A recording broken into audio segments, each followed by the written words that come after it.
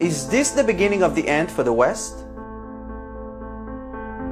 They say that every 100 years, there is a change of world power. It used to be the British, today it's the United States. The question is, what's next? And here's why Afghanistan matters. We are all seeing the horrible videos coming from Afghanistan. There is a complete chaos in Kabul. People are trying to escape the country. The Taliban era is bad news to the Afghans, but especially to the Christians who will now be forbidden from practicing their faith in public or even face death because most of them are converts. And of course, not to talk about women's rights under the Taliban. History is repeating itself.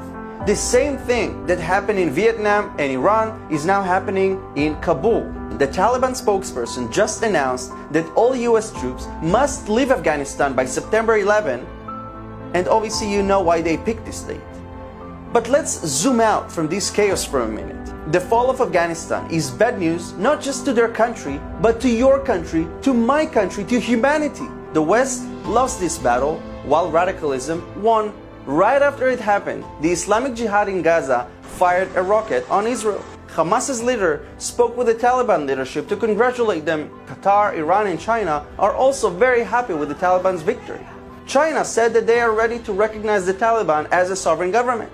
And speaking of China, they also threatened Taiwan, a good friend to the West, by saying that the fall of Afghanistan is an omen to what will happen to Taiwan if the US abandons it. But by the way, did you notice how China and Pakistan never evacuated their embassies from Kabul? The West is retreating while the East is rising. Even countries who are friendly to the United States are now in fear of abandonment. And that could play into the hands of America's enemies who could come with counteroffers. And that's worrying. We are witnessing the war of dominance between the West and the East. Wherever the West is abstained, the East is there, whether it's building parliaments for Africa to mark their dominance or ports around the world. This is a war of dominance, and Afghanistan is sadly an example to that. But there is a country in the East that we should support, and we should help them rise, and it's India. India is the largest democracy in the world. Definitely a friend not just to us here in Israel, but to America and the West. But the key here is that India is a democracy.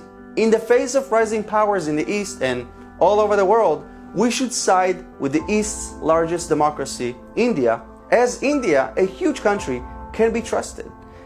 Because whether we like it or not, history is repeating itself.